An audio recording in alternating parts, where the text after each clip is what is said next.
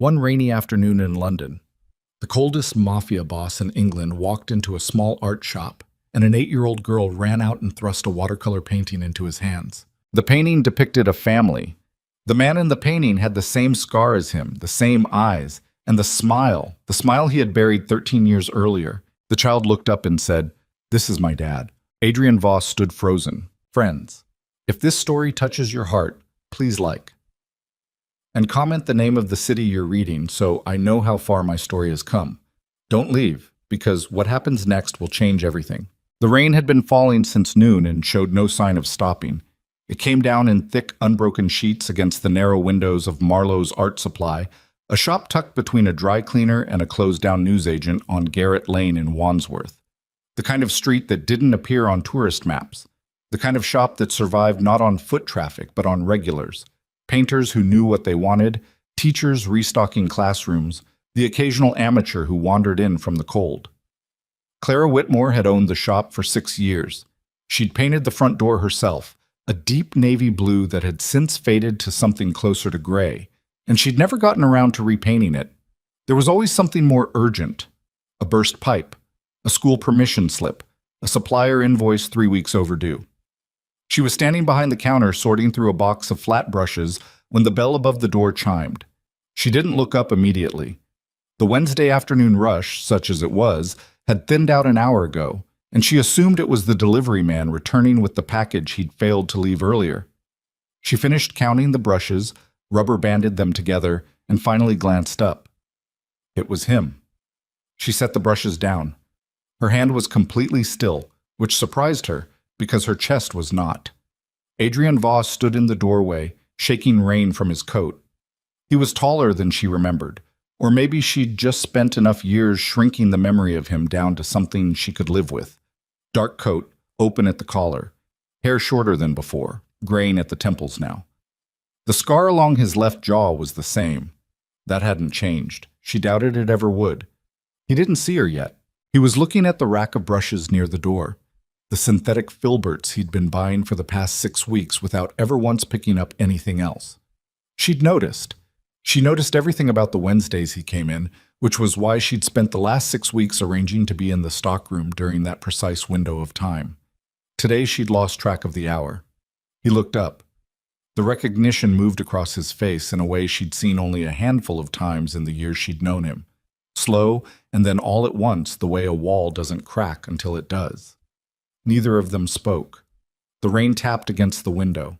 Somewhere in the back of the shop, a radio played something instrumental and low. It was Lily who broke it. She came barreling out from the small office space at the rear of the shop, 8 years old and completely indifferent to adult stillness, a watercolor painting held flat in both hands, the way she always carried wet work, carefully, arms extended, slightly breathless from the effort of not smiling too wide. "Mom, I finished it," she announced, and then registered the stranger near the door and stopped. She studied him with the frank, unfiltered assessment that children aim at people before they've learned to pretend otherwise. "Sorry," she said, because Clara had drilled politeness into her even if the shop was technically closed. "Are you buying brushes?" "He is," Clara said. Her voice was level. She had trained it to be. Adrian's eyes moved from Lily's face to the painting in her hands, and then back to Lily's face, and then somewhere else.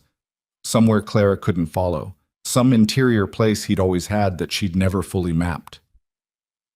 "What did you paint?" he asked Lily. His voice was quiet. It had always been quiet. That had never meant safe. Lily looked down at her painting the way artists do when they're deciding whether to share it. A small, private calculation. Then she walked toward him and held it out. "My family," she said. "I drew Mom and me and my dad. I don't know what he actually looks like, so I made him up, but I think he looks a bit like you." The shop went very still. Adrian took the painting. Clara watched his hands, the way she always used to watch his hands when he was working through something he hadn't decided to speak yet. The slight whitening of the knuckle, the careful containment. She saw the moment he saw it. The figure in the painting was rough-lined and watercolor soft, the way all of Lily's work was. But the details were specific in the way that made Clara's throat tighten whenever she looked at it. The scar, the jaw, the dark eyes she'd painted with the small brush she saved for fine work. The figure in the painting looked exactly like Adrian Voss. Lily had never seen a photograph. Clara had made certain of that. "You're very good," Adrian said, and his voice gave nothing away. And that was the most frightening thing Clara had heard in 13 years. He set the painting carefully on the counter. He took a set of brushes from the rack. He placed them beside the till, said nothing further, and looked at Clara. She rang them up. Her hands were still. The register beeped. She gave him his change. He left. The bell above the door chimed once. Lily looked at the counter. He forgot his painting. "That's all right," Clara said. "Help me lock up." That night, after Lily was asleep, Clara sat at the kitchen table with a glass of wine she didn't drink and thought about the look on his face when he'd held the painting. She'd spent a long time learning to read people. You had to, in the life she'd built after him.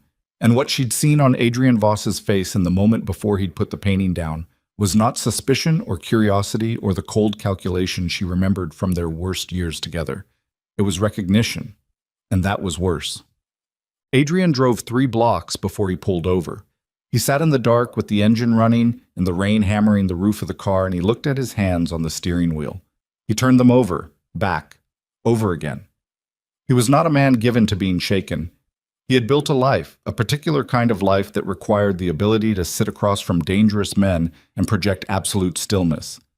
He had done it when he was 22 and terrified and faking it. He did it now because it had become true, or because he could no longer tell the difference. Clara Whitmore. He'd last seen her in the winter, 13 years ago. A conversation that had lasted 18 minutes by the clock on the wall behind her head. He'd counted because he'd needed something to count, and ended when she told him she was finished. Not angry, not crying, just finished, in the way certain people are when they've decided something down to the bone and there's no appeal left. He'd let her walk out. He'd told himself it was the right decision. He'd told himself that for 13 years. The girl. He hadn't let himself finish the thought yet. He was still circling it the way you circle something hot, aware of the heat, not yet touching. The painting was in his coat pocket. He'd taken it without meaning to. His hand had moved, and then the painting was gone from the counter and in his pocket, and he hadn't decided to do it. He pulled it out now.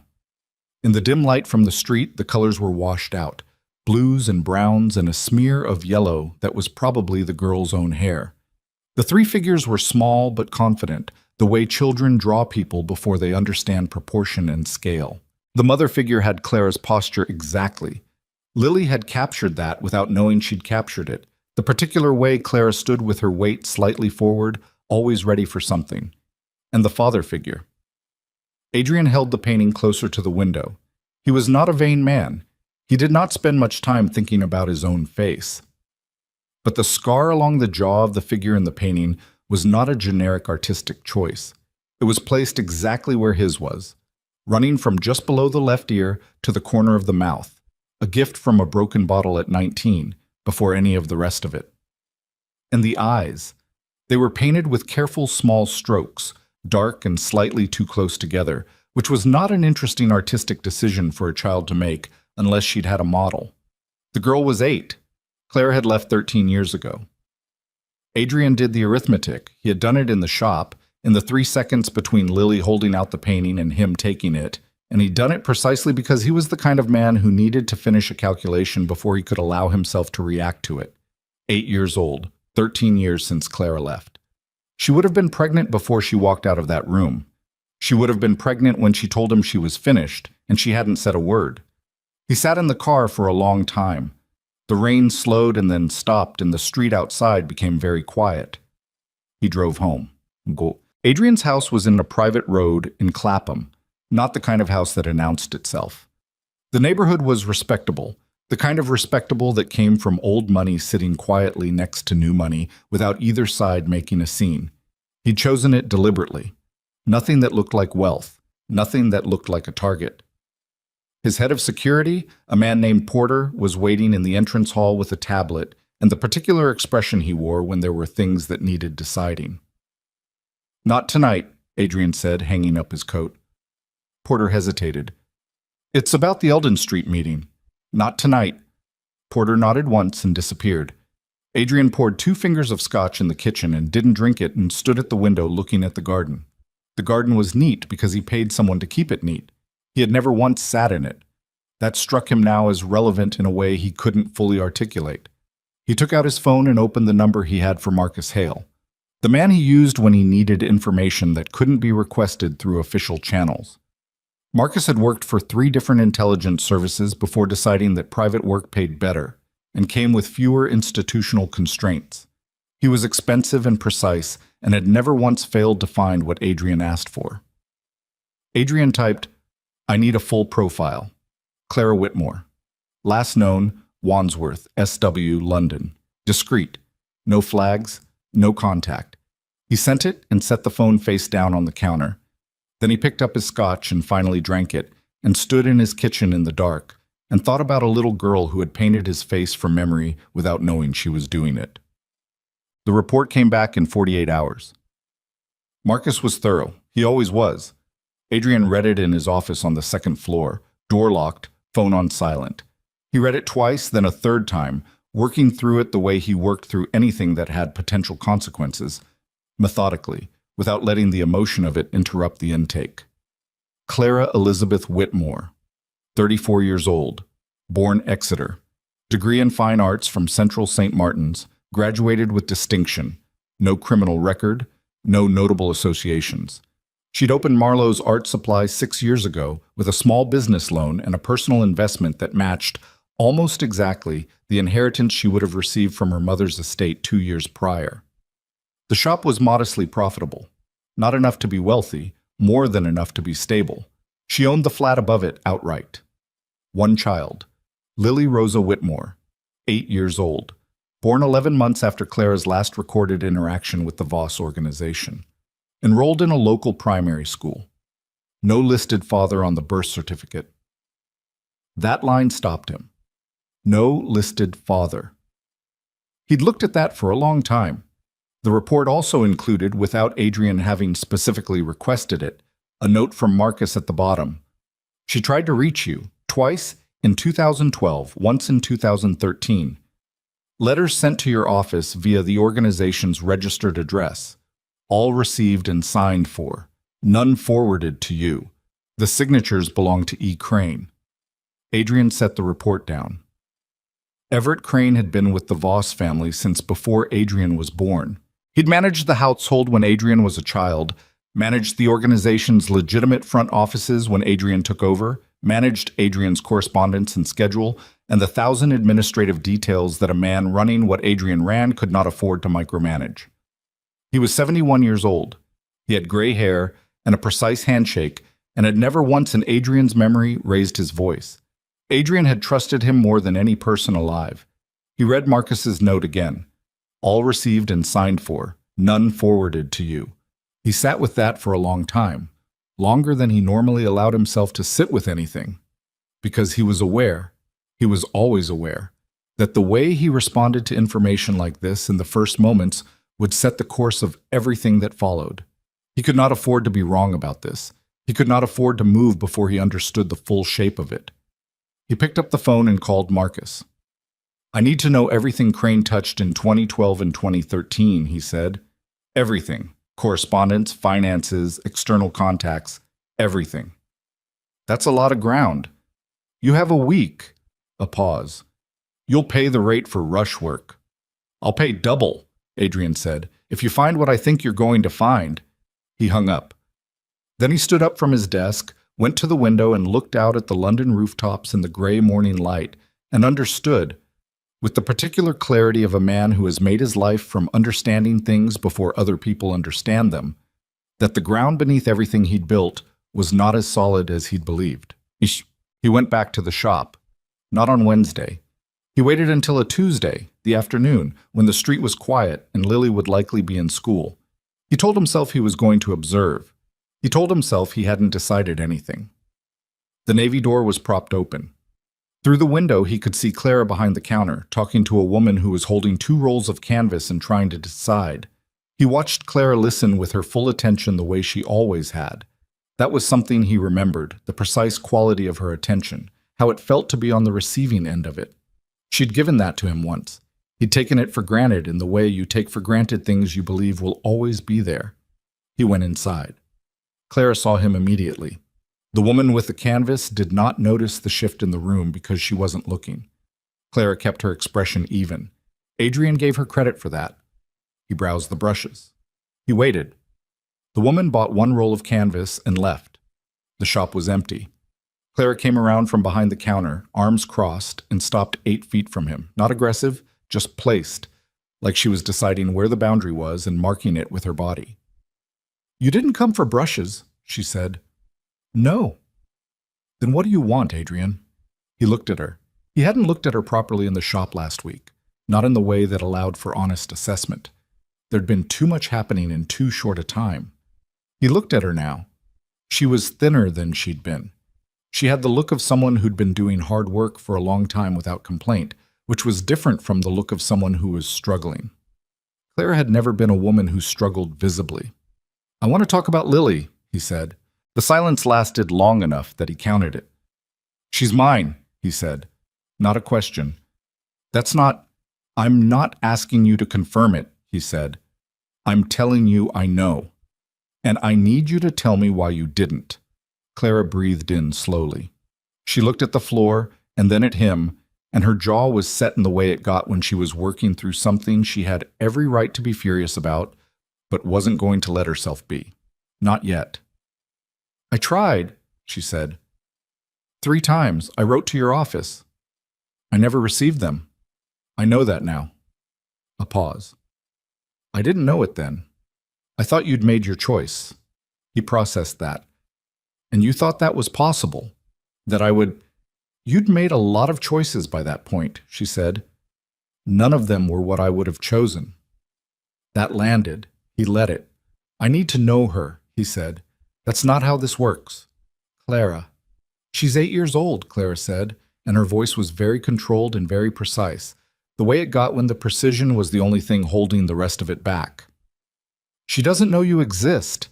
She painted your face because she painted a version of what she imagined, and it happened to be accurate, and that is the most complicated thing I have dealt with in years. You don't get to walk in here and say you need to know her like that resolves anything." "I'm not asking it to resolve anything."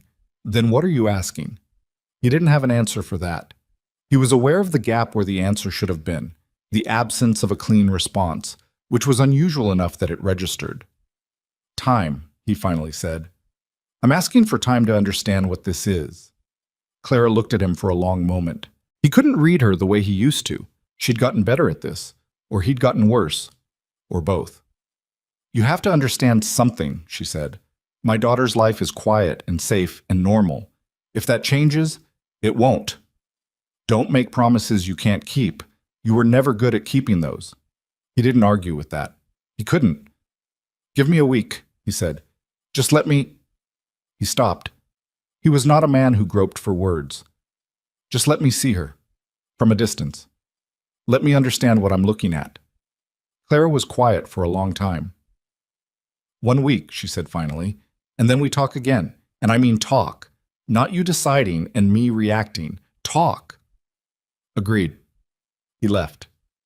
He didn't buy the brushes. He walked to his car in the gray October light and sat behind the wheel, and his hands were not still this time. Not quite. And he let them be that way for a moment before he started the engine. He didn't notice the dark car parked at the far end of the street, the one that had been there the last 3 Wednesdays, the one whose driver had a phone pressed to his ear before Adrian had fully cleared the curb. Marcus called on a Thursday with the preliminary findings. "You were right," he said. "Crane was running his own operation inside yours for at least a decade, not taking money. That's what makes it elegant and hard to see. Just information. He was deciding what you knew and didn't know, controlling access to you. The letters from the woman are the smallest piece of it." Adrian said nothing. "There are meetings too, 2013, 2014, people you wouldn't have approved. He was building relationships you didn't sanction, using the weight of your name, making arrangements." "Stop." Adrian needed it in sequence, not in fragments. Full report. Everything. "You'll have it by Monday." "I need to ask you something else," Adrian said. "How long has someone been watching the art supply shop on Garrett Lane?" A silence. "You noticed?" "How long?" Based on what I can find, 3 weeks. The plates are clean, professional job. A pause. Someone inside your operation? Level of access suggests senior. Adrian absorbed that. I'll be in touch, he said, and ended the call.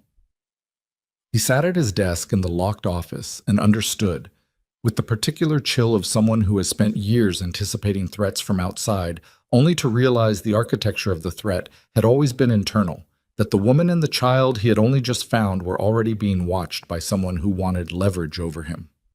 He picked up his phone and called Porter. I need the car, he said, and I need you to understand that what I'm about to ask you to do stays between us. No record, nothing through the usual channels. A pause. Understood. Good, Adrian said. And Porter, load the other vehicle, the one we haven't used. He put on his coat. He checked the window. The street below was empty. He went downstairs and got in the car. And as he pulled out into the London evening, he thought about a little girl who'd painted his face without knowing she was doing it, and the woman who'd tried 3 times to tell him the truth, and the old man who'd decided for both of them what they were allowed to know. He thought about what was coming. He thought about the kind of man he would need to be for what came next, and whether that man was someone his daughter could one day look at without the same careful distance her mother kept. He didn't have an answer. He drove.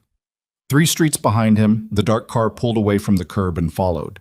The dark car stayed 3 vehicles back, consistent, patient, the kind of tail that knew what it was doing, which meant it wasn't amateur work, which meant this had been sanctioned by someone with resources and the confidence to use them against Adrian Voss directly.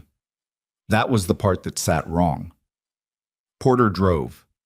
He was a compact man in his mid-40s with close-cropped hair and the flat effect of someone who'd spent enough years in difficult rooms that ordinary tension no longer registered on his face. He didn't ask about the car behind them. He'd seen it in the mirror 30 seconds after pulling out of the private road, and he'd said nothing, which was why Adrian had kept him for 11 years.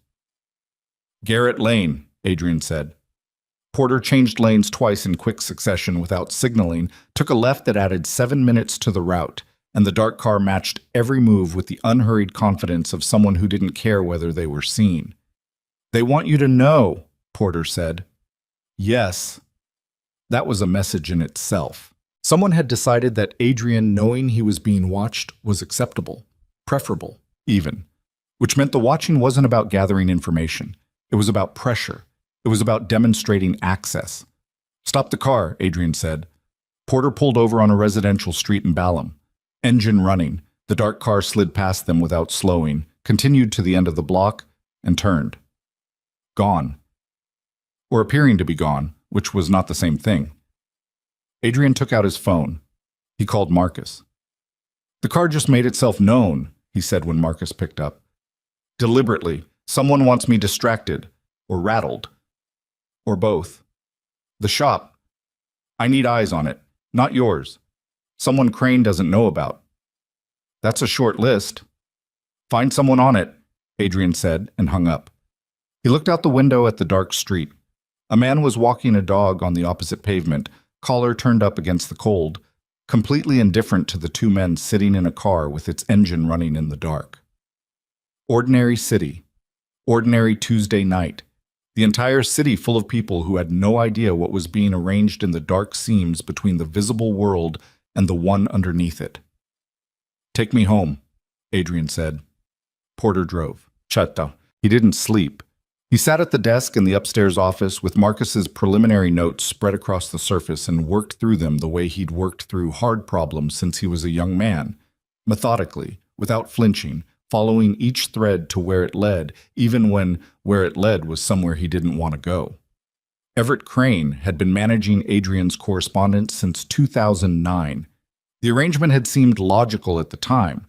Adrian's volume of communication had grown beyond what he could personally manage, and Everett had handled the Voss family's administrative affairs for 30 years before that. He knew the organization's structure, its tone, its internal language. He knew who mattered and who didn't. He knew which calls to take and which to defer and which to make disappear. That last part, it turned out, was the relevant skill. Marcus had pulled phone records, courier logs, the handwritten sign-in sheets from the organization's registered office on Threadneedle Street that nobody had thought to digitize. The letters from Clara had arrived by courier on 3 separate occasions: June 2012, November 2012, and March 2013. All 3 had been signed for by Everett Crane. None had been logged in the incoming correspondence register. None had been forwarded. Adrian had a specific policy about correspondence. Everything received was logged. Nothing was discarded without his review. No exceptions. It was a policy Everett himself had helped him establish. The old man had looked him in the eye across this very desk and said, "You can't make good decisions on incomplete information. Everything comes to you. I just sort the order. Everything comes to you, except the letters from the woman carrying his child." Adrian pressed the heel of his hand against his eye socket and held it there for a moment. Not from pain, from the particular discipline required to keep thinking clearly when the thing you were thinking about made you want to stop thinking and do something physical instead. He lowered his hand. The question wasn't what Everett had done. That was documented well enough now to be beyond argument. The question was why, and not the surface why. The rationalization Everett might offer if confronted. The careful old man logic about protecting Adrian from entanglement, about keeping the organization focused. That would be the version Everett had probably told himself. But underneath that version was the actual architecture of it, and Adrian had spent enough years in the company of people who convinced themselves their manipulations were for someone else's benefit to know the difference. Everett had not intercepted those letters to protect Adrian. He had intercepted them to keep Adrian dependent on him. A man with a child has a different center of gravity. A man with a child has something to protect that isn't the organization, and things that aren't the organization were, to Everett Crane's particular way of thinking, threats to the organization. Threats to the world that Everett had built his entire identity around managing. Adrian understood this with a cold precision that surprised him. He gathered the papers and locked them in the lower desk drawer. Then he went to bed and lay on his back and looked at the ceiling and thought about an 8-year-old girl who had painted his face from imagination. He slept for 3 hours. It was enough. He was back at Garrett Lane by 8:30 the next morning. He told himself he was checking that Marcus's contact had picked up the surveillance correctly. He told himself this was operational. He sat in a coffee shop across the street with a flat white he didn't drink and watched the navy door of Marlowe's art supply and waited for it to open. Clara came down at 8:20, Lily beside her in a red school coat, backpack that was clearly too large for her, hair tied back in the imprecise way of a child who'd done it herself. They stood on the pavement for a moment while Clara zipped Lily's coat to the collar, despite Lily's evident objection. He could see the small negotiation of it from 40 feet away, Clara firm, Lily aggrieved, both of them moving in the practiced rhythm of a routine they'd been doing for years. Then Clara crouched down to Lily's level and said something. Lily's expression shifted. She laughed, a real one, not the performed kind. Clara stood back up and they walked toward the corner together, Lily taking 3 steps for every 2 of Clara's. Adrian watched until they turned the corner. He drank his coffee. It had gone cold. He thought about what it meant that he was sitting in a coffee shop watching a child he'd only known about for 6 days and feeling something he had no adequate vocabulary for. He was not a sentimental man. He had not been raised in circumstances that encouraged sentiment. The vocabulary for this particular variety of want and grief, and something else that hadn't fully declared itself yet, was not a vocabulary he'd ever developed. He paid for the coffee and crossed the street and knocked on the navy door. Clara took 40 seconds to answer. He counted. When she opened the door, she was still in the clothes she'd had on at the school run. Jeans, a dark jumper, hair pulled back. She looked at him with an expression that was not quite surprise and not quite the opposite. "You said a week," she said. "It's been 4 days." "That's not a week." "Something's changed," he said. "Can I come in?" She assessed him. He let her.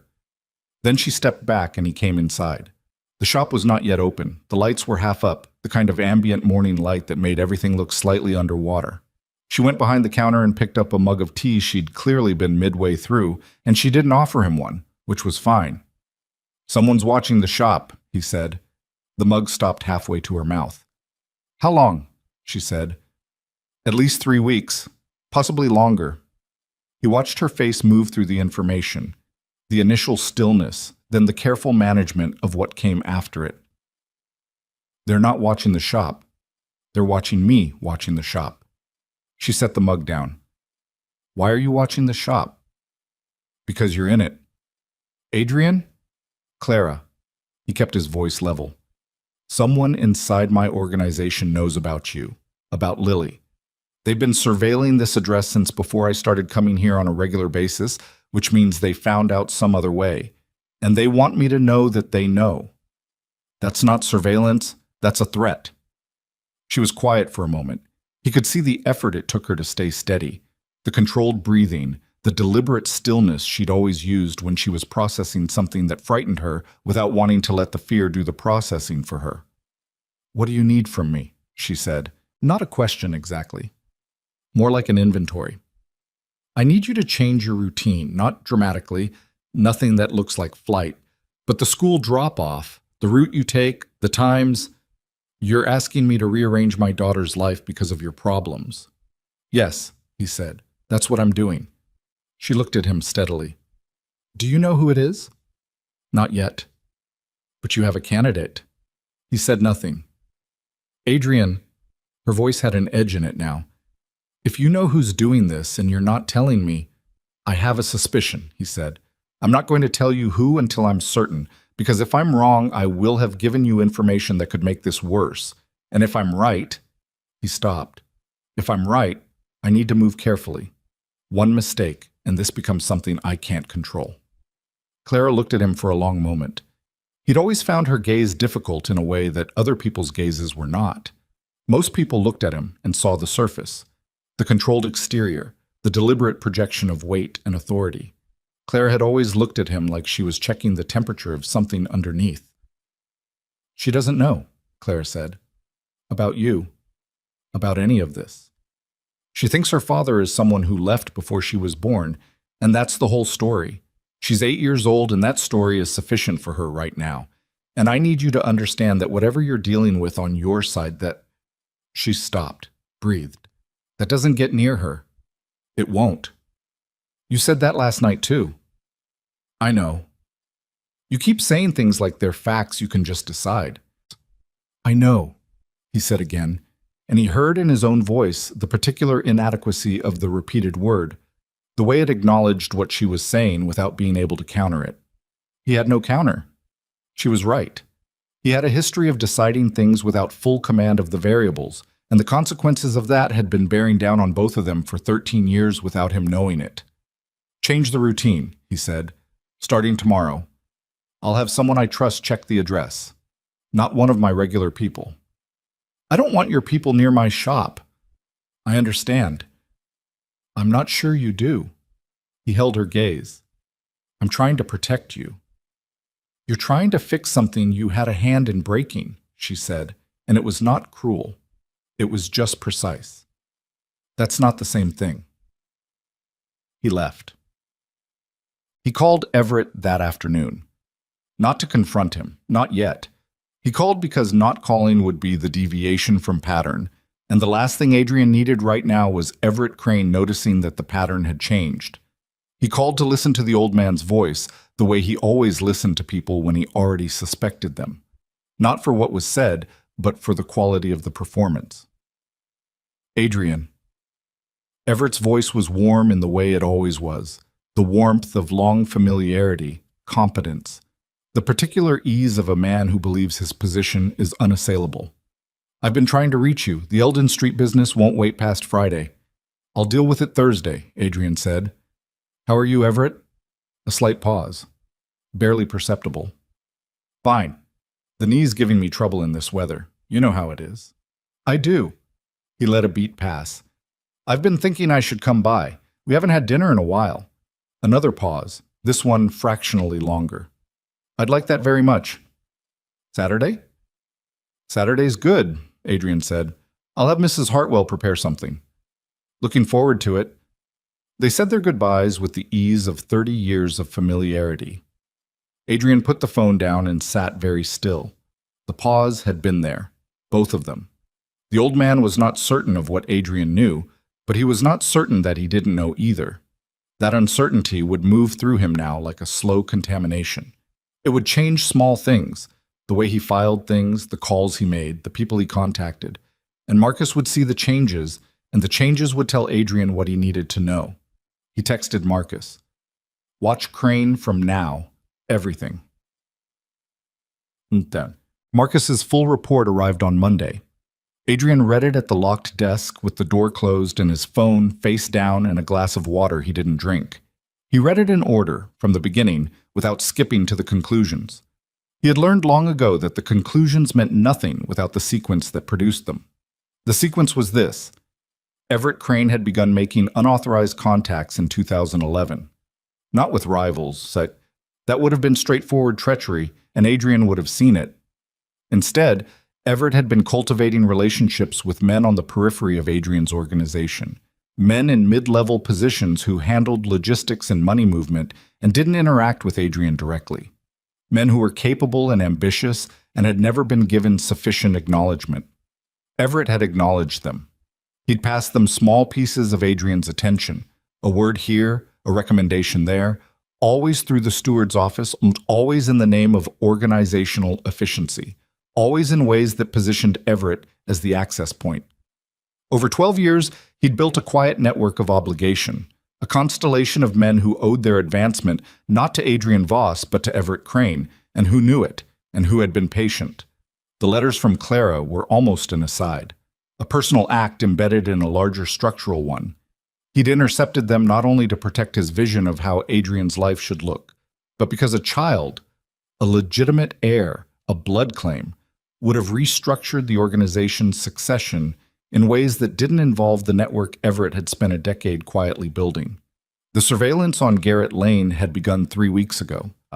The order had come from a man named Drayfield, logistics, mid-level, one of Everett's. He had not authorized it through any of the organization's standard channels. He'd gone directly to an outside contractor. He'd paid for it with money moved from an account that should not have existed. The account had been in operation since 2014. Adrian closed the report. He had a network of obligations he hadn't built running through the architecture of everything he thought he controlled. And at the center of it was a 71-year-old man who had decided long ago that Adrian's life was a thing to be managed rather than lived. He thought about Saturday dinner. He thought about Clara's face when she'd said, "You're trying to fix something you had a hand in breaking." He thought about Lily in the red coat at the school gate, the backpack too large, the hair imperfectly tied. He picked up his phone and called Porter. "Saturday dinner at my house," he said. "Everett Crane is coming. I need you to go through his office at the Threadneedle Street address between now and then. Photograph everything. Don't move anything. Don't leave a trace." Silence on the line, then, "That's Everett." "Yes." Another silence. Longer. Porter had worked alongside Everett for years. Not closely, but long enough. "You're certain?" "I'm certain enough to look," Adrian said. "If I'm wrong, no harm done. If I'm right, I need the documentation before I do anything else." "Understood." "And Porter," he paused, "tell no one. Not a single person in this building." "Of course." He hung up. The room was quiet. The afternoon light had gone flat and gray through the window, the particular gray of London in October that made everything look like it was waiting for something to happen. His phone buzzed. Marcus. The text read, "Drayfield made contact with someone at Clara Whitmore's address this afternoon. In person. Knocked on the flat door above the shop. She didn't answer. He waited 12 minutes and left. You need to move her." Adrian was already standing. He was already reaching for his coat. He was halfway down the stairs when his phone buzzed again, and this time it was a number he didn't recognize. And when he answered it, the voice on the other end was Clara's, tighter than he had ever heard it, the control in it not quite holding. And she said, "Someone knocked on my door, someone I've never seen. He stood outside for 12 minutes, and he had a phone, and he was watching the flat windows, and I need you to tell me right now whether my daughter is safe at that school." Adrian hit the bottom of the stairs at full pace. "Get Lily," he said. "Right now. Don't call the school. Go yourself. Take nothing except your wallet and her coat. Leave everything else exactly where it is." "Adrian? Clara." His voice cut through without rising. "I need you to move in the next 4 minutes. We talk when you're in the car." A breath, short, controlled. I don't have a car. Take a cab, pay cash. Go to the school, get her, and call me the moment you're both inside it. He was already through the front door. Porter was at the car before him, engine running, because Porter had heard the tone and didn't need an explanation. Garrett Lane School, Adrian said. Fast but clean, no attention. Porter drove. Adrian sat in the back with his phone in his hand and counted the minutes. 3 minutes and 40 seconds after he'd hung up, Clara called back. I have her, she said, and those 3 words carried the full weight of everything she'd been holding back. The fear, the fury, the 13 years of building something safe, and the sudden concrete understanding that safe was a structure, not a state, and structures could be reached. Good, he said. Stay on the line. In the back seat of a moving car, in the gray London afternoon, with Porter running amber lights and Clara's breathing audible through the phone and his daughter's voice faintly audible behind that. A small voice asking her mother why they were leaving early, receiving an answer he couldn't make out. Adrian Voss understood with absolute clarity that whatever careful, managed approach he had been taking was finished. Dreyfield had gone to Clara's door. That was not surveillance anymore. That was demonstration. Someone had decided that Adrian needed to understand the precise nature of his vulnerability, needed to feel it from Clara's side, needed to know that the distance between a knock on a door and something worse was entirely dependent on what Adrian chose to do next. It was a move designed to force his hand. Where are you taking us? Clara said. Not a question, a demand. Somewhere they don't know about, he said. Adrian? Her voice dropped, and what came through underneath the control was not fear exactly, but something older and more corrosive, the sound of a woman who had spent 8 years building a world her daughter could be safe in, watching the perimeter of it dissolve in real time. If anything happens to her because of you, nothing is going to happen to her, he said. You can't know that. No, he said, but I know who's responsible for this, and I know what I'm going to do about it. The car turned onto the school street. Through the window, Adrian could see Clara on the pavement, Lily pressed close against her side, both of them looking in his direction. And in that moment, with his daughter's eyes finding the car with the same directness she'd had when she'd handed him the painting, Adrian crossed a line he could not uncross. There was no managed approach left. There was only what came next. Lily didn't cry. That was the thing Adrian kept coming back to in the first hour. The child didn't cry. She sat in the back seat between her mother and the door with her backpack on her lap and her hands folded on top of it, and she looked out the window at London moving past, and she was quiet in the way that children are quiet when they've decided that the adults around them are frightened and that crying would make it worse. 8 years old, deciding that. Clara had one hand on Lily's knee and was looking straight ahead with the expression Adrian recognized from the shop. The controlled breathing, the deliberate stillness, the jaw set at the angle that meant she was holding the entire weight of something by pure discipline. Porter drove northwest. He knew the route without being told because Adrian had shown him the property 2 years ago and told him it existed and told him never to mention it, which was the only briefing Porter ever needed on something like this. The property was a converted farmhouse in Hertfordshire, 40 minutes from central London on a clear run. Sat back from a B-road behind a screen of mature trees, unremarkable from outside, the kind of building that registered as someone's weekend project and nothing more. Adrian had acquired it through 3 layers of company ownership, specifically because he'd always understood that the moment might come when he needed somewhere that wasn't on any map that mattered. He'd never expected to bring a child to it. Lily spoke for the first time 20 minutes into the drive. She didn't ask where they were going. She looked at the back of Porter's head and then at Adrian's profile and said, very evenly, "Are you the man from the shop?" "Yes," Adrian said. "Mum knows you." "Yes." Lily processed this with the same directness she'd shown when she'd handed him the painting. A brief inventory, no performance. "Are we in trouble?" "No," Clara said immediately. "You're going somewhere safe," Adrian said. "That's all." Lily looked at him with her mother's eyes. The same quality of attention, the same sense of checking something beneath the surface, and then she looked back out the window and didn't ask anything else. Claire said nothing to him for the rest of the drive. The farmhouse was cold. It had been closed for 6 months, and the heating took time to come up, so Porter moved through the rooms, turning on radiators, while Adrian checked the perimeter and Clara stood in the kitchen with Lily and looked at the space with the particular expression of a woman cataloging exits. He found her there when he came back inside. She'd located the kettle and was filling it. Lily had discovered a window seat that looked out over the back garden and had pressed herself into it with her backpack, apparently satisfied. "Talk," Clara said, keeping her back to him, her voice low enough that it didn't carry to the other room. Adrian stood in the kitchen doorway. "Someone from my organization went to your door today. A man named Drayfield. Mid-level. Logistics. He wasn't acting on my instruction. He was acting on someone else's." "Whose?" He said nothing. Clara turned around. She looked at him with something that had moved past fear into the harder territory beyond it. "You know who it is. You've known for days, and you've been managing it quietly the way you manage everything. And in the meantime, someone knocked on the door of the building where my daughter lives." She stopped, breathed.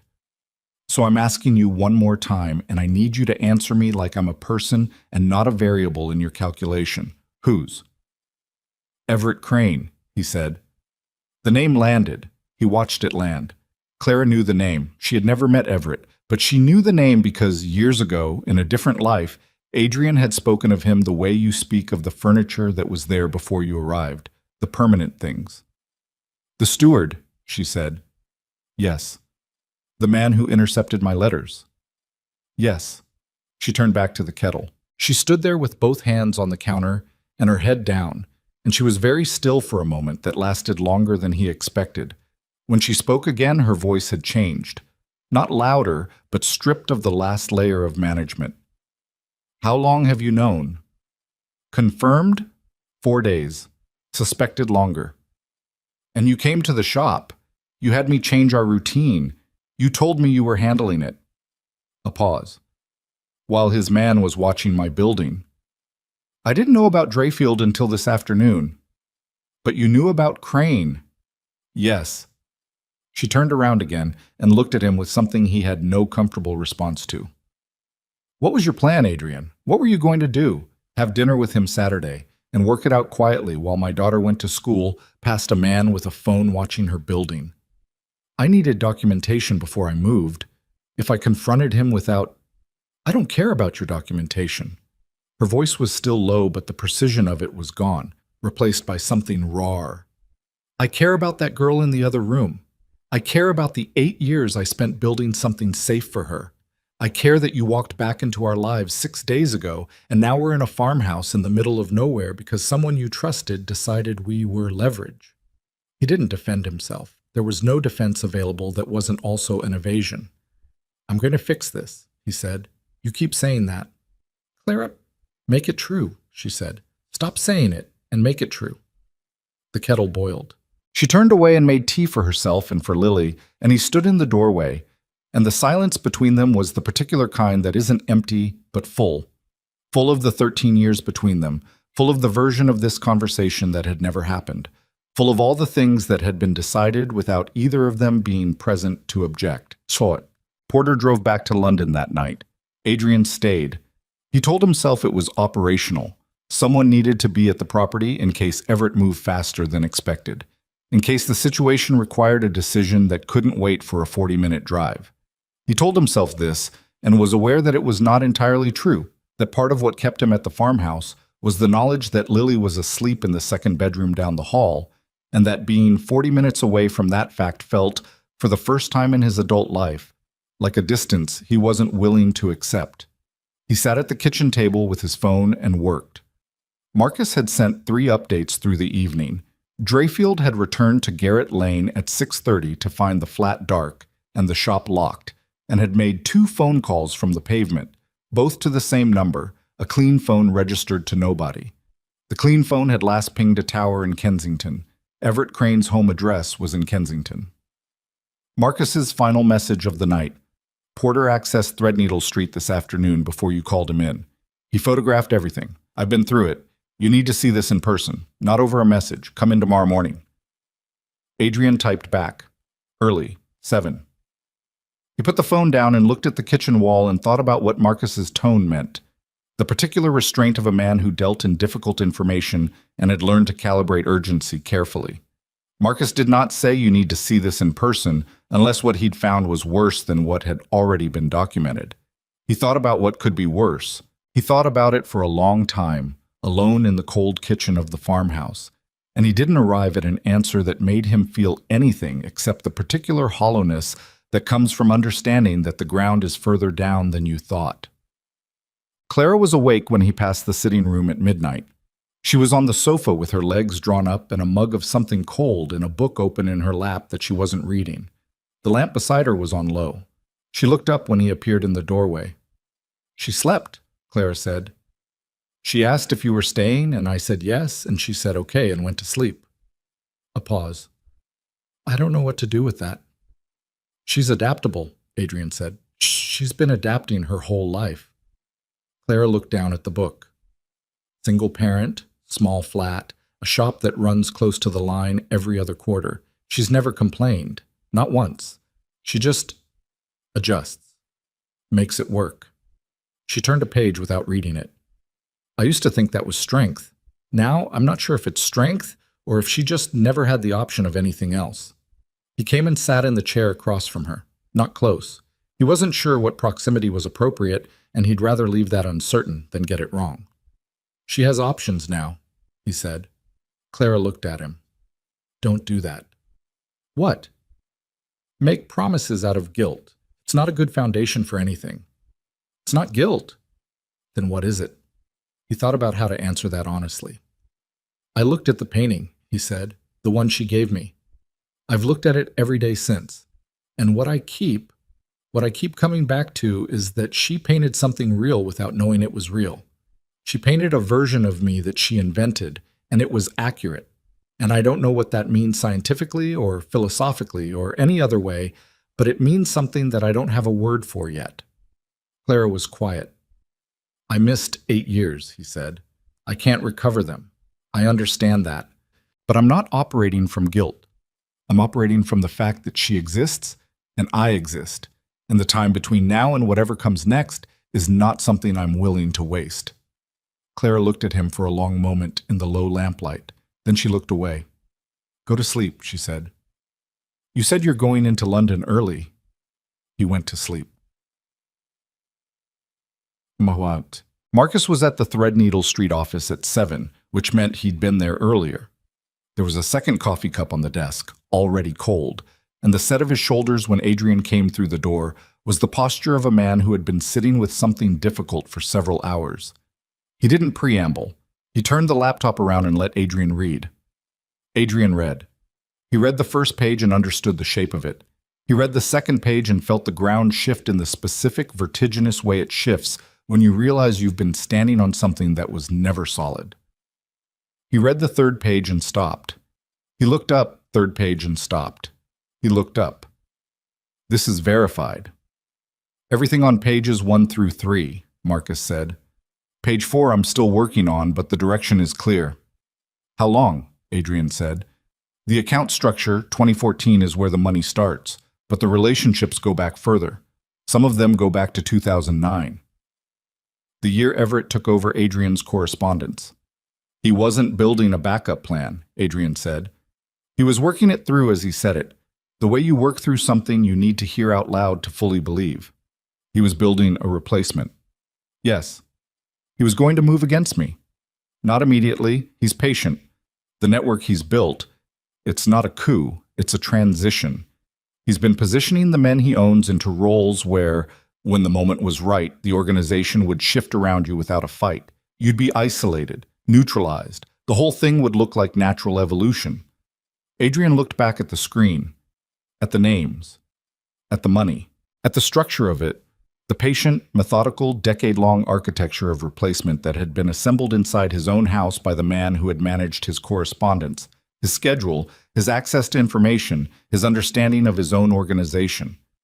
He's been doing this since before Clara, Adrian said. Clara's letters were opportunistic. He'd already decided what you were going to be. A child would have complicated the plan. Marcus paused. There's something else. Page 4. Adrian turned to page 4. He read 3 lines and stopped. "This is Harwick," he said. "Yes." Harwick was not a name from inside the organization. Harwick was external. Harwick was a name Adrian associated with a competing operation, a network based out of Rotterdam that had been trying to establish a London footprint for 3 years and had been blocked every time by the simple fact of Adrian Voss's presence in the market. Crane made contact with Harwick, Adrian said, 18 months ago, in person, in Amsterdam. There are travel records, a hotel log, a payment that doesn't match any legitimate account I can find. Marcus's voice was very careful. The working hypothesis is that Crane offered Harwick a path into London in exchange for support for the transition. Funding, muscle, the credibility of an external alliance. Adrian set the papers down. He sat back in the chair. The full shape of it was visible now. Everett Crane had not simply been managing Adrian's isolation, had not simply been intercepting letters and curating information and building quiet networks of obligation. He had been negotiating the sale of Adrian's organization to an external power, using the decade of access he'd accumulated as the currency of the deal. The organization Adrian had built, the structure, the relationships, the market position that had taken 15 years of difficult work, had been sold, was being sold. The transaction was ongoing, and the surveillance on Claire's building was not leverage for a private negotiation. It was a demonstration to Harwick that Crane had control of Adrian's vulnerabilities. Claire and Lily were not bystanders. They were proof of concept. Adrian's hands were flat on the desk. He looked at them. He could feel his pulse in his fingertips, which was unusual. He normally ran cold, and he'd always considered that a professional asset. The pulse in his fingertips was information. He acknowledged it and set it aside. "Where is Crane right now?" he said. "His home address as of an hour ago. He has a meeting scheduled at Threadneedle Street at 11. "And Drayfield?" "I've had eyes on him since last night. He's waiting for instruction. He hasn't moved." "Harwick's people in London." Marcus hesitated. "That's the part of page 4 I'm still working on. I know they're here. I don't know how many or where." Adrian stood up. "I need to know before 11, he said. "Everything you have, numbers, locations, any communication you can intercept." He picked up his coat. "And Marcus? Nobody knows about this conversation. Nobody in this building, nobody you work with. This is contained to you and me until I say otherwise." "Understood." Marcus paused. "What are you going to do?" Adrian looked at him. "I'm going to go back to the farmhouse," he said, "and I'm going to sit across from my daughter at breakfast. And then I'm going to come back here and end this." He said it plainly, without the weight that a man performing menace puts on such a statement. He said it the way you say something you've already decided, something that has moved past decision into the category of fact. He left. In the car, driving west back toward Hertfordshire, he called Porter. "Get me everything we have on the Threadneedle Street building," he said. "Entrances, exits, the maintenance schedule. I want it before 10. "Done," Porter said. And then, after a brief pause, "Everett's going to know something's wrong the moment he walks in and sees—" "He already knows something's wrong," Adrian said. "He's known for days. The question isn't whether he knows. The question is whether he understands yet that I know the full shape of it." "Does he?" Adrian watched the motorway widen as London fell away behind him. "He will," he said.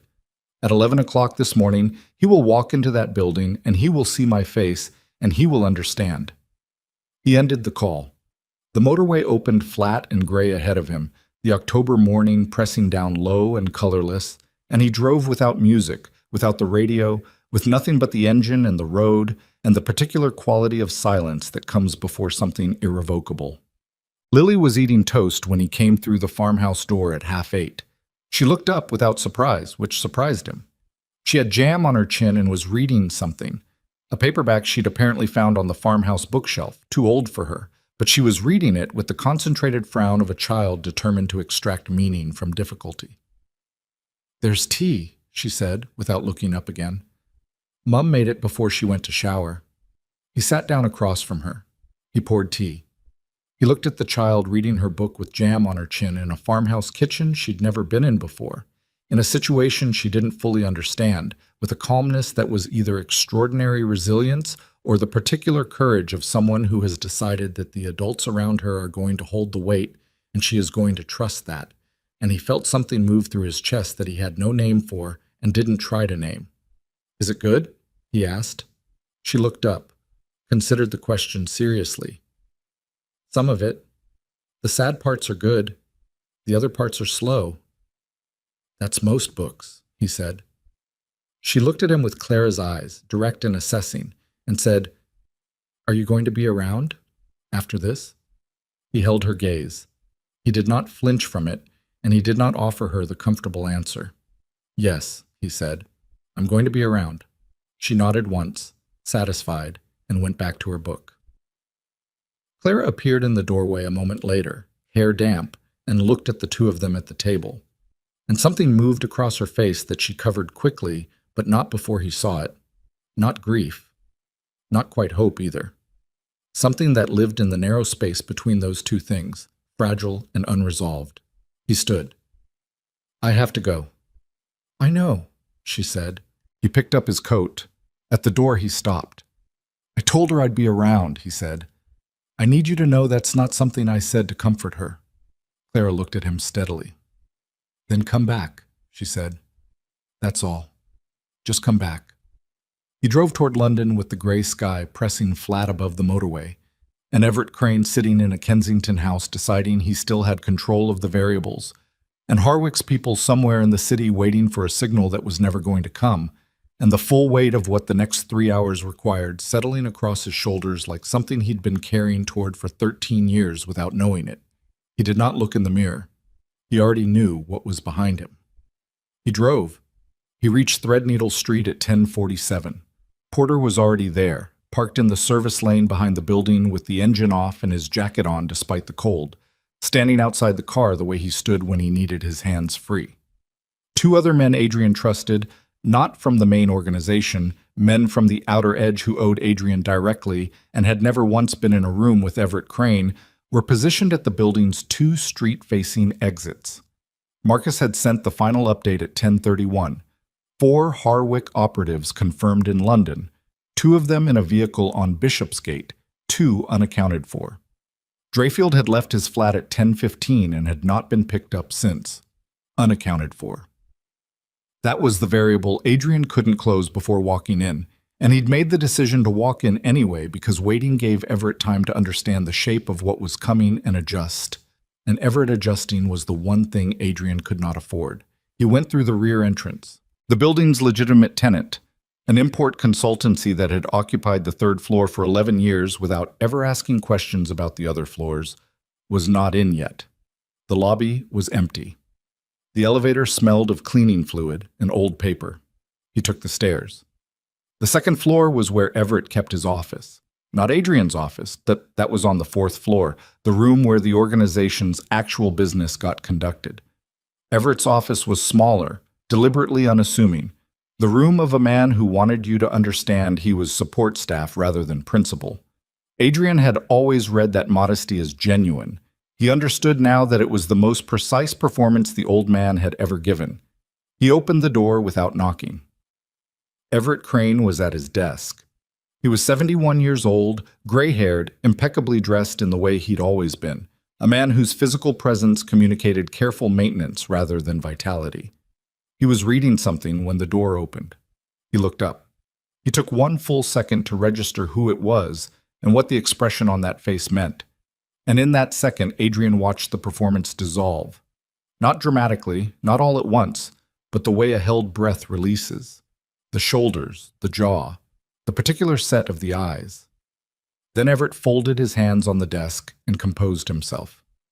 It took him less time than Adrian expected. "Adrian," he said. The warmth was gone. What remained was something quieter and harder. "Sit down." "No." Everett looked at him steadily. "Then stand, but close the door." Adrian closed it. The office was small enough that there was nowhere to position himself that wasn't close to the old man, so he stood 6 feet from the desk and looked at Everett Crane and waited, because he had learned long ago that in any confrontation, the first person to speak, their whole hand loses something, and he had not come this far to lose anything. "How much do you know?" Everett said. "Everything." A silence. Everett's hands remained folded. His breathing was even. "That's a large word." Harwick, Amsterdam. The account structure going back to 2014. Drayfield. The letters from Clara Whitmore in 2012 and 2013. Adrian let each item land. "The network you've been building inside my organization for a decade. The men who think they owe you. The transition you've been architecting." He paused. "Did I miss anything?" Everett was quiet for a moment. Then, "You found Marcus Hale." "I've had Marcus for years." "I know, I underestimated how much you'd use him for something personal." A pause. "The woman." "Don't," Adrian said. His voice was very quiet. "I'm not disparaging her. I'm explaining the calculation. When you started going to the shop regularly, I had to understand what you'd found, or what had found you." Everett unfolded his hands and placed them flat on the desk. "I knew about the child 3 weeks after she was born. Clara Whitmore wrote to an address connected to this office. I made a decision." "You made my decision." "You weren't equipped to make it." The air in the room went very still. Adrian looked at the man who had sat across from him at dinner tables, who had managed his correspondence, who had been the first person he'd called when his father died. And he understood, with a clarity that was almost physical in its precision, that this was not a betrayal in the way that betrayals usually worked. This was not someone who had turned. This was someone who had never been what Adrian thought he was. The performance had been the entire substance of it. There was no authentic version underneath that the performance had covered. "You built something inside my house," Adrian said, "for 10 years, with my name, using my reputation to put men in positions they weren't qualified for because they were yours, and you sold access to Harwick." "I positioned the organization for continuity," Everett said. "What you run is not sustainable indefinitely. You've made enemies faster than you've made alliances. You've run on force of personality and the fear your name generates. That has a shelf life. I was building something that would last past you." "Past me?" Adrian heard the phrase and let it sit. "You decided I was the problem to be managed. I decided you needed to be protected from your own worst instincts." Everett's voice was still level, but something had shifted in it. Something that sounded, Adrian realized, almost like conviction. The old man believed this. That was the worst part. He had done all of it with the absolute certainty of someone who had never once questioned that his judgment was the correct one. "The woman would have pulled you apart. A child would have given every enemy you have a clean target. I made the hard decision because you couldn't." "She sent 3 letters," Adrian said. 3. "She tried to tell me I had a daughter and you took that from me. I protected—" "Don't say that word again." The quiet was gone from his voice now. Not loud. He didn't raise it, but the control in it had a different quality, the quality of something pulled very tight. "Don't say you protected anyone. You removed my ability to choose. You took 13 years of my daughter's life, and you took 13 years from Clara, and you filed it under protection and went back to your desk." Everett held his gaze. "Yes," he said, "I did." The admission, unqualified and direct, landed harder than any defense would have. Adrian's jaw tightened. He breathed through it. "Where is Drayfield?" he said. "I don't know." "That's a lie." "It's not. I sent him to the woman's building to establish—" "I know what you sent him to establish." Adrian moved for the first time, coming to the edge of the desk, and Everett did not move back, but something in his posture recalibrated. "You sent him to show Harwick you had leverage over me. A woman and a child is proof of concept for a deal you've been negotiating for 18 months. That's what you used them for." Everett said nothing. "Where is he?" Adrian said again. "I told him to stand down last night when you moved them." "Stand down to where?" The door opened. It opened the way doors open when the person on the other side is not concerned about the impression it makes. Fast. All the way. No hesitation. Drayfield came through it with a phone in one hand and the expression of a man who had arrived somewhere he'd calculated he had the right to be. And he looked at Adrian and stopped. He was mid-40s, compact, the particular kind of unremarkable that operations people cultivate deliberately. He'd been in the organization for 9 years. Adrian had spoken to him directly perhaps 4 times. He had been Everett's, apparently, for most of those 9 years. And looking at him now, Adrian could see the specific quality of a man who has been waiting for his allegiance to become relevant. "You weren't supposed to be here," Drayfield said. Not to Adrian, to Everett. "Change of plan," Everett said, and his voice had shifted again, harder, with an edge Adrian hadn't heard before. The edge of a man talking to someone he owns. Drayfield looked at Adrian. The phone in his hand was live. Well, the screen was on, a call connected, and Adrian understood in the space of a single second what the phone meant. Harwick's people on Bishopsgate. 2 unaccounted for. The call already open when Drayfield walked in, which meant someone on the other end had been listening. "Put the phone down," Adrian said. Drayfield didn't move. "He won't," Everett said. "This isn't a conversation anymore, Adrian. You've moved too fast. Harwick's people are already—" The window broke. It broke inward, the safety glass cracking in the specific pattern of something thrown against it from outside rather than a projectile, and Adrian moved before his mind had finished processing the sound. Left, away from the window, behind the edge of the wall, hand going to the inside of his jacket, where Porter had insisted, 11 years ago, that he carry something he'd spent most of those years not needing. Drayfield was moving too, but toward Everett, not toward the window. Protective positioning, which told Adrian the geometry of this. Drayfield's job right now was not Adrian. Drayfield's job was the old man. The door from the stairwell hit the wall. 2 men, not Drayfield's build, different, larger, with the particular economy of movement that came from professional training rather than street work. Harwick's unaccounted-for operatives, which meant they'd been in the building before Adrian arrived, which meant the surveillance had been tighter than Marcus had tracked, and Adrian had miscalculated the timeline. He had one advantage. They were looking for Everett first. He moved.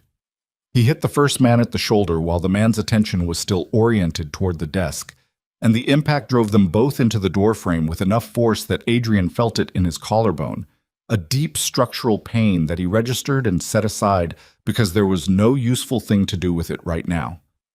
The man was bigger and recovered faster than Adrian had wanted, and the counter was short and precise, a forearm across the throat that caught Adrian partially and sent him back 2 steps, vision blurring at the edges. The second man was past him, going for Everett. Drayfield intercepted, which was unexpected. The loyalty ran deep enough, apparently, that the man put his body between Harwick's operative and the old man, and the resulting collision bought Adrian 3 seconds. He used them. His phone was in his hand. 1 word to Porter, now. He heard the ground floor door go 30 seconds later. Porter and the 2 men from the exits coming up fast. The operative who'd hit him looked toward the stairwell sound, and that half-second of distraction was the only thing Adrian needed. He drove forward, low, the way he'd been taught 20 years ago by a man he'd hoped never to need lessons from, and took the man's legs out from under him, and they went down together onto the office floor, and the impact was hard enough that Adrian's vision went white at the edges for a moment, and then came back. He was breathing in gasps. His collarbone screamed. He got a knee on the man's chest and looked across the room. Drayfield was on the floor, not moving. The second Harwick operative was standing over Everett's desk with the old man's collar in his fist, and Everett Crane, 71 years old, gray-haired, the man who had managed Adrian's correspondence, who had sat at dinner tables and talked about his knee in the October damp, was looking at the operative with the expression of a man who had run his calculations and found them wanting for the first time. "Tell them to stand down," the operative said. His English was accented, functional, direct. "Tell them, or the next call to Harwick, changes the instruction." Everett looked past the operative. He looked at Adrian across the wrecked office, the broken window, Drayfield motionless on the floor, and his expression was the most honest Adrian had seen from him, stripped of the warmth and the competence and the performance of 30 years, down to something older and less certain underneath. "I didn't intend this," Everett said. "I know," Adrian said, breathing hard through the collarbone pain. That's the problem. You never intend what you cause. Porter came through the door. The operative turned. In the 3 seconds of Porter's entrance and the operative's reorientation, Everett Crane reached into his desk drawer with the slow, deliberate movement of an old man who had made a decision, and he removed a phone, and he made a call, and he said 2 words into it that Adrian couldn't hear clearly over the noise of Porter and the operative and his own ragged breathing. Then he set the phone down and looked at Adrian. "It's done," he said. "Harwick's people have been told to withdraw." Adrian stared at him. "Why?" Everett was quiet for a moment. He looked at the phone on the desk. He looked at his own hands. Then he looked at Adrian with the particular expression of a man who has spent decades being the most capable person in a room and has just encountered for the first time the specific limitation of that capability. "Because you have a daughter," he said. "And I've spent 30 years telling myself that what I was doing was for the good of this family. And I'm 71 years old, and I'd like to know, before the end of this, whether that was ever true." He straightened in his chair. "The girl shouldn't pay for what I built." The room was still. Porter had the operative secured. The man on the floor under Adrian's knee had stopped struggling. Drayfield was breathing. Adrian could see the chest movement, but unconscious. Adrian stood up slowly. His collarbone was a sustained white note of pain. He was breathing in the shallow, deliberate way of someone managing something that needed to be managed. He looked at Everett Crane across the destroyed office. "That's not absolution," he said. "No," Everett said. "I know. You're going to give Marcus everything. Every account, every name, every contact, every arrangement with Harwick. Everything." "Yes." "And then," Adrian said, "you're going to explain to me in full every decision you made about my life for the last 13 years. Not the justification, the decision. Everyone." Everett held his gaze. "Yes," he said again. Adrian picked up his phone. His hand was steady, which surprised him, given that his collarbone felt like it had been rearranged and his pulse was audible in his own ears, and the office looked like the aftermath of something that couldn't be undone. He called Marcus. "It's over on this end," he said. "I need cleanup at Threadneedle Street. Discreet. And I need you to prepare documentation on Harwick's London operation, everything we have, for delivery to a third party." He paused. "The kind of third party that makes problems like Harwick stop being problems." "Understood," Marcus said. "And Crane?" Adrian looked at the old man sitting very still behind his desk in the wrecked office, hands folded again, his entire life's work visibly unraveling around him with the patient, inexorable quality of something that had always been going to end this way. "He stays with me," Adrian said, "until I have everything." He ended the call. He stood in the wreckage of the office and breathed through the pain in his collarbone and thought about a farmhouse in Hertfordshire where a girl was reading a book with jam on her chin, waiting for him to come back. He thought about what he'd told her at the kitchen table that morning. "I'm going to be around," said without the hedge, without the qualification, without the careful language he used for everything that mattered, because careful language was how you preserved the option of retreat. He had no retreat left.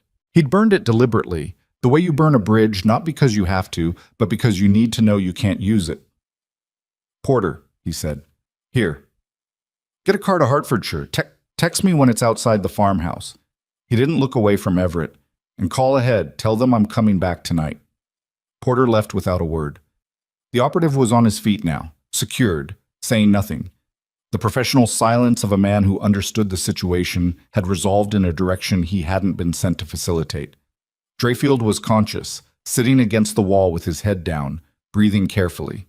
The broken window let in a thin stream of October air that smelled of rain and exhaust and the particular sharpness of a city that didn't stop for anything. Everett had not moved. Adrian pulled a chair from the corner and set it in front of the desk and sat down in it, close, the way you sit when you want someone to understand there is nowhere left to go that isn't through you. His collarbone was going to be bad by tonight. He could feel it already beginning to stiffen, the deep tissue complaint that would make itself known fully once the adrenaline finished clearing. He let it be there. "Start at the beginning," he said to Everett. 2009, the first thing you decided for me that I didn't ask you to decide. Everett looked at him for a long moment. The warmth was gone. The performance was gone. And what remained was a very old man who had built a world around his own judgment and was sitting in the wreckage of that world and understanding, perhaps for the first time, that the architecture had been wrong from the foundation. He started talking. Adrian listened. He listened the way he'd learned to listen to difficult things, without interrupting, without letting the reaction reach his face, following each thread to where it led. He listened as the full shape of 13 years assembled itself from Everett's careful, precise account. Each decision, each interception, each arrangement made in Adrian's name without Adrian's knowledge. He listened to the part about Clara's letters. He listened to the part about Lily's birth. He sat very still, and he listened to all of it. And when it was done, the office was very quiet, and the October light through the broken window had shifted toward afternoon. "Thank you," Adrian said. He meant it as what it was. Not forgiveness, not absolution, just the acknowledgement that the truth had been given. Then he stood up, straightened his jacket over the ruined collarbone, and walked out of the office toward the car that was waiting to take him back to his daughter. He drove with his left hand. The right arm he'd braced against his body with the seatbelt pulled tight across his chest, which helped with the collarbone if he didn't breathe too deeply. Porter had offered to drive, and Adrian had said no, and Porter had accepted that without argument because Porter understood, after 11 years, the difference between Adrian needing help and Adrian needing to do something himself because the doing of it was the point. The motorway opened west of the city, and the afternoon light came low and flat across the fields on both sides. The October gold of it, the particular quality of English light in autumn that always looks slightly like an apology. He drove through it with the radio off, and his jaw set against the collarbone pain and the full weight of the day sitting across his shoulders. Everett had given Marcus 4 hours of recorded testimony. Names, accounts, dates, the complete architecture of 12 years of quiet manipulation laid out with the same precise, competent thoroughness that Everett had brought to everything he'd ever done for the Voss organization. Even in his unraveling, the old man was methodical. Adrian had listened to the first 40 minutes before Porter had physically pulled him toward the car, had pressed his point about the collarbone with the flat insistence of a man who had watched his employer sustain injuries before and knew the window for proper attention was closing. Harwick's withdrawal had been confirmed by mid-afternoon.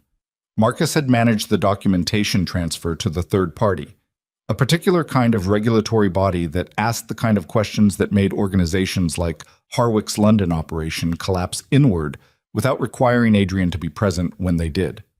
It was not a clean solution, in the sense that no solution involving the kind of men Adrian dealt with was ever truly clean. But it was sufficient. It would hold. Drayfield had been removed from the Threadneedle Street building in the company of 2 men who would ensure he understood, thoroughly and permanently, that his professional life in London was finished. Adrian had no appetite for further violence. He had enough to carry. The men in Everett's network, the mid-level operatives who had been positioned over a decade into roles they now occupied within the organization, were a longer problem. Marcus had the full list. Some of them had been genuinely unaware of Everett's larger agenda, moved into position through what had looked like legitimate advancement, and had simply never known who was sponsoring their progress or why. Those men could stay if they chose loyalty going forward. Adrian would know, from the documentation, which ones had known more than they should have. The ones who had known would be having different conversations. He thought about all of this in the precise, forward-moving way he thought about operational problems, because operational thinking had a forward direction, and a forward direction was what he needed for the next 40 minutes of driving. If he stopped thinking operationally, he would start thinking about the recording of Everett's voice describing the moment he'd decided not to forward Clara's first letter, the measured, careful way the old man had explained the calculation. And if he started thinking about that, he would have to feel it properly. And feeling it properly was something he could not afford to do at 70 miles an hour on the M1. He would feel it properly later. He drove. The farmhouse lights were on when he turned down the B road. All of them. The kitchen, the sitting room, the upstairs bedrooms. The building sat back from the road behind the tree line and glowed amber in the early dark, and something about the look of it, lit up, inhabited, the ordinary domestic fact of people inside a house at the end of a day, hit him in a way he hadn't anticipated and had to breathe through carefully. He parked. He sat in the car for a moment with the engine off. The collarbone had stiffened badly on the drive. Getting out of the car was going to require a specific sequence of movements, and he worked through it methodically before he began. Door handle with the left hand, pivot away from the right side, lead with the left shoulder. He did it in the dark of the car park with the patience of a man who understood that there was no useful thing to do with physical pain except manage it. He got out. Clara opened the farmhouse door before he reached it. She'd heard the car. She stood in the doorway with the light behind her and looked at the way he was holding his right arm and said nothing for a moment, just looked the way she looked at things when she was deciding what they meant. "How bad?" she said. "Collarbone, not broken. Probably. Probably. I'll have it looked at tomorrow." She stepped back to let him in, and as he passed her in the doorway, she put one hand briefly on his left arm. Not a gesture of comfort, exactly, more like a check. The way you check something you've been worried about by touching it. Quick. Then her hand was gone and she was closing the door. "Lily's awake," she said. "She was supposed to be asleep an hour ago. She's been listening for the car." He looked up the stairs. "Go," Clara said. "I'll make something for the collarbone." He went up. Lily's door was open 3 inches. The precise amount of open that communicated I am theoretically in bed and available to be told I should be asleep, while also communicating I am absolutely not asleep. He pushed it gently with his left hand. She was sitting up against the headboard with the paperback open in her lap, the bedside lamp on, her hair loose from the imprecise ponytail she'd had at breakfast. She looked up when the door opened, and the expression on her face, the immediate unguarded relief of it, was the most undefended thing he'd seen in years. She covered it quickly, the way children cover things when they're trying to seem composed, and looked back at her book. "You came back," she said to the book. "I said I would." People say things.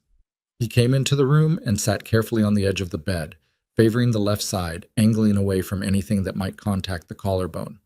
Lily looked at the way he was sitting and then looked at his face. "You're hurt," she said. "A little." "What happened?"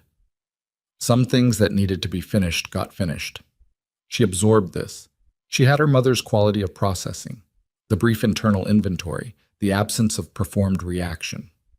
"Are we safe now?" "Yes." She looked at him directly. "You're sure?" "Yes," he said. "I'm sure." She looked at him for another moment with the particular assessment she'd been giving him since the day she'd handed him the painting. That frank, unfiltered taking of stock that he'd come to understand was simply how she moved through the world. This child who had grown up in a small flat above a shop with a mother who worked close to the margin and never once offered her daughter a version of the world that wasn't honest about its edges. Then she closed the book and put it on the bedside table and slid down under the covers in the decisive way of someone who has been waiting to do exactly this and is now doing it. "You can stay," she said, "until I fall asleep. If you want." He stayed. He sat on the edge of the bed in the small lamp-lit room, and he listened to Lily's breathing slow and even out, and he did not move until he was certain she was asleep, and then he sat a while longer because there was something in the quality of the room, the paperback on the table, the too large backpack in the corner, the careful, ordinary evidence of a child's life, that he needed to be present in for a moment longer than was strictly necessary. Then he turned off the lamp and went downstairs. Claire had made tea and found a bag of frozen peas in the back of the farmhouse freezer, and she'd wrapped the peas in a dish towel, and she handed it to him when he came into the kitchen without comment. He took it and pressed it against his collarbone and sat down at the table, and she sat across from him with her own tea. They sat in silence for a moment that was different from the silences earlier in the week. Earlier in the week, the silences had been full of the particular tension of two people managing a situation. This one was quieter. Not comfortable, exactly. There was too much between them for comfort, too much that hadn't been said, and too much that had been said that couldn't be unsaid. But quieter. The silence of a storm that has moved through. "Tell me," Clara said. He told her. Not everything. Not the operational details, not the specifics of what had happened at Threadneedle Street in the physical sense, but the shape of it. Everett's testimony, the network, Harwick, the complete picture of what the old man had built and why and how it had ended. He told her about the letters. He told her that Everett had known about Lily from the beginning, that he had made his decision with full knowledge of what it meant and had not deviated from it for 8 years. Clara listened without interrupting. She held her mug in both hands and looked at the table surface and listened. And when he stopped, she was quiet for a long time. He thought he was protecting something, she finally said. Yes. People who think they're protecting something are the most dangerous kind. She looked up. Because they believe it. It's not cynicism. They genuinely believe the damage they do is worth the thing they're protecting. Yes, he said again. She looked at him steadily. You believe things too. About what your life had to look like. About what you were allowed to want. He didn't argue with it. I'm not saying you're the same as him, she said. I'm saying I need you to understand the difference between what you've decided and what you've actually changed. Because decisions are easy. You've been making decisions all week. Decisions are not the same as change. I know. Do you? She set the mug down. Because you're going to want to come back from tonight and reorganize your organization and make it run differently and tell yourself that the man who built the first version of it is gone. And maybe he is, but there's a girl upstairs who is going to need the version of you that comes after that for years, and she can't afford for you to be working through your transformation on her time. He looked at her. What do you want me to do? I want you to be slow, she said. I want you to take it slowly and let her set the pace and not decide how this goes. She's been imagining you her entire life. The real version of you is going to require adjustment. You need to let her do that adjustment without making it about what you need from her. It was the most direct thing she'd said to him across all the days of this week, and it was also the most important. And he heard it the way he'd been learning in the last 7 days to hear the things Clara said, not as criticism to be managed, but as information he genuinely needed. All right, he said. All right, she repeated, not mocking it, just confirming that she'd heard the register of it. She picked up her mug. She looked at the window, dark glass, their reflections faint in it, the kitchen behind them. I need to tell you something, she said, about why I left. The real reason. He waited. It wasn't only the life you were living. I knew the life when I met you. I didn't leave because I couldn't live with what you were. She paused. I left because I could see what you were becoming, and I could see that you couldn't. And I was pregnant, and I was 21 years old, and I thought if I stayed, I would spend the rest of my life being afraid of the version of you that was coming. The version that had locked everything down so completely that there was no room in it for anything soft. She looked at him. I was wrong to leave without telling you. I've known that for years. I told myself Everett's silence was confirmation that you'd chosen, and I used that confirmation because it was easier than what it would have cost to try again. A pause. I'm not asking for absolution either. I'm just telling you the actual truth. He sat with it. The full weight of it. Not just the years, not just the logistics of what had been lost, but the human fact of two people who had each, in their own way, chosen the version of events that cost them least, and had been paying a different price ever since. I was becoming that, he said. The version you were afraid of. You weren't wrong about it. I know. I'm not certain I'm not still becoming it. I know that too, she said. That's why I'm telling you to be slow. He looked at her across the kitchen table in the farmhouse that wasn't either of theirs, in the aftermath of the hardest week either of them had navigated, and he understood, with the particular clarity that comes not from decision, but from the simple accumulated weight of truth, that whatever came next between them was not going to be the thing they'd had before. That was gone. The version of them that had existed before Everett and the letters and 13 years of separate lives was not recoverable, and attempting to recover it would be a failure of honesty, and honesty was the only currency either of them had left. What came next would be something different, slower, built from the actual materials available rather than from the memory of what had been. He found, sitting across from her in the cold farmhouse kitchen with a bag of frozen peas against his collarbone, that he could live with that. More than live with it. 3 months passed. They were not easy months, and Adrian had not expected them to be. The organization required the kind of sustained attention that a decade of Everett's structural manipulation had made necessary. Men moved, accounts restructured, relationships renegotiated from honest foundations rather than inherited obligation. Marcus stayed on, his role formalized now, his access to Adrian direct rather than filtered through any intermediary. Porter continued as he always had, reliable and without ceremony. Everett Crane had been removed from every position he held. There had been no public confrontation, no dramatic exposure. Adrian had considered both and rejected both as unnecessary. The old man had given his full testimony, had signed documents that secured the organization's legal position in regard to the Harwick arrangement, and had retired to a house in the countryside that was comfortable and entirely isolated from anything that had once constituted his world. Adrian visited him once, in the second month, and they sat in the old man's garden for 40 minutes and spoke very little, and at the end of it, Adrian stood up and said, simply, that he hoped Everett would find whatever it was he'd been looking for in the years ahead, and Everett had looked at him with the expression of a man who had spent his entire life being certain and had arrived at uncertainty too late to know what to do with it, and Adrian had left. He did not go back.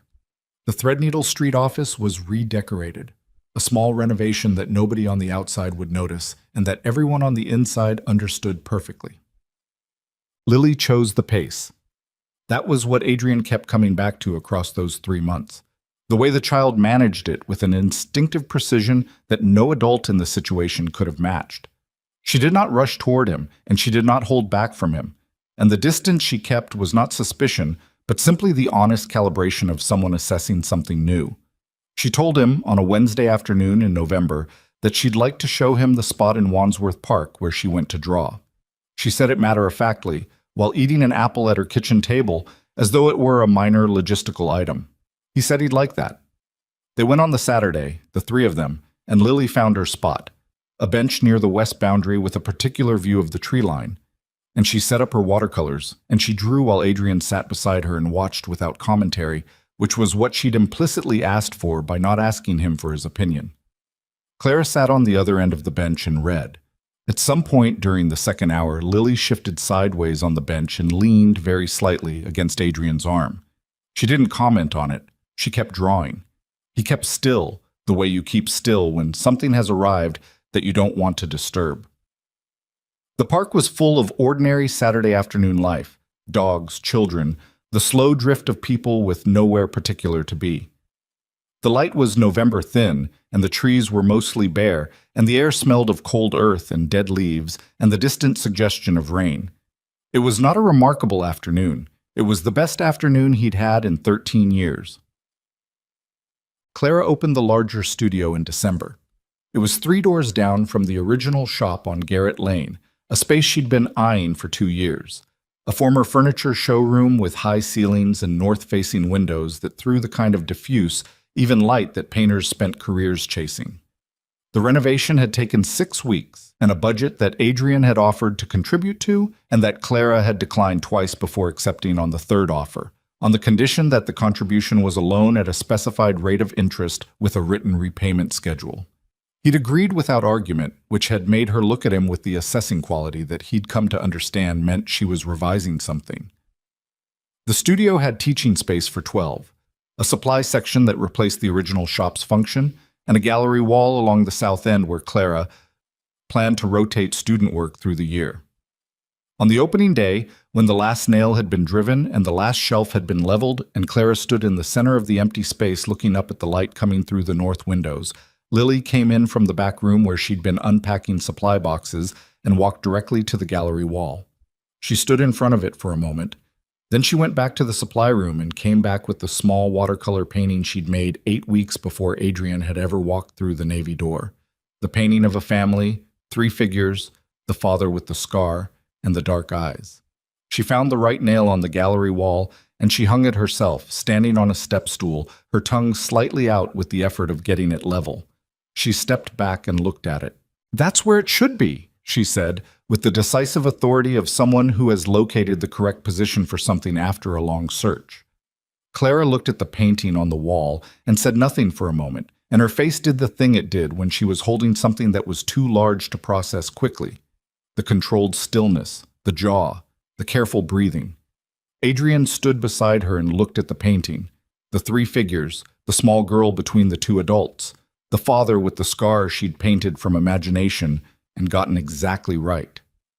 He thought about the day she'd handed it to him in the original shop, the rain against the windows, the radio playing something low, the way the whole world had shifted on its axis in the 30 seconds it had taken him to look at a child's watercolor and understand what he was looking at. He thought about everything that had happened between that day and this one. "She's good," he said quietly. "She's always been good, Clara said. "She gets it from somewhere." Clara looked at him sideways. The corner of her mouth moved, not quite a smile, but the architecture of one. The first he'd seen from her that wasn't complicated by everything else. "Don't push it," she said. He didn't push it. On a Tuesday in late December, Lily sat at the kitchen table in the flat above the original shop. They hadn't moved yet. The new flat above the studio was still being finished, with her watercolors and a large sheet of good paper that Clara had cut to size for her. She painted for 2 hours. She was focused in the way she went when the work had a direction she was following rather than discovering, her small brush moving with the deliberate confidence of someone who already knows what the finished thing looks like and is simply uncovering it. When she finished, she sat back and looked at it. Then she carried it through to the sitting room where Adrian was reading and Clara was marking up an order form at the other end of the sofa, and she set it on the coffee table and stepped back. It was a family portrait. 3 figures, as before. The same small girl in the center. The same woman beside her. The father figure on the other side with the scar and the dark eyes and the particular set of the jaw. But this version was different from the one on the gallery wall. In the first painting, there had been a space around the father figure. Not a physical gap, but something in the quality of the brushwork, the way a child paints something imagined rather than something seen. A slight uncertainty in the lines, the imprecision of working from invention. In this one, the lines were certain. The figure had been painted from life. Lily looked at the painting on the coffee table, and then at Adrian, and then at the painting again. "The other one had a space," she said. "Around you. I didn't know how to paint you properly because I didn't know you yet." She paused, considering. "This one doesn't have that." He looked at the painting. He looked at the small, certain figure of himself between his daughter and the woman who had kept the truth of him alive in a child's imagination for 8 years, through everything, through the letters that went unanswered and the silence that she'd misread, and the long, patient work of building a life in the space where he should have been. He thought about what it had cost. All of it. The specific, unrecoverable cost of every year that had passed before this one. There was no version of what he felt that was uncomplicated by that cost. He didn't try to find one. "Can I keep it?" he said. Lily considered this with appropriate seriousness. "It's yours," she said. "I painted it for you." He picked it up carefully, the way she'd taught him without meaning to. Arms extended, held level, the way you carry something wet that you don't want to damage. Clara was watching him from the other end of the sofa. When he glanced at her, she didn't look away. And what was in her face was not happiness exactly. Happiness was too simple a word for something that had this much history in it, but something true. Something that had been arrived at honestly and at cost, and was therefore worth something that easier things were not. He set the painting on the mantelpiece. Lily looked at it there, made a small adjustment to the angle, and then went back to the kitchen to clean her brushes. The flat was quiet. Outside, December London moved through its ordinary Tuesday evening. Traffic, voices, the distant sound of a bus on the high street. Ordinary city. Ordinary life pressing right up against the window. Adrian sat back down in his chair. He looked at the painting on the mantelpiece, the certain lines of it, the family without spaces, and he let himself, for the first time since the day the painting had started all of this, simply look at it without calculating what it meant or what it would cost or what came next. It was enough. It was more than enough. It was the whole thing,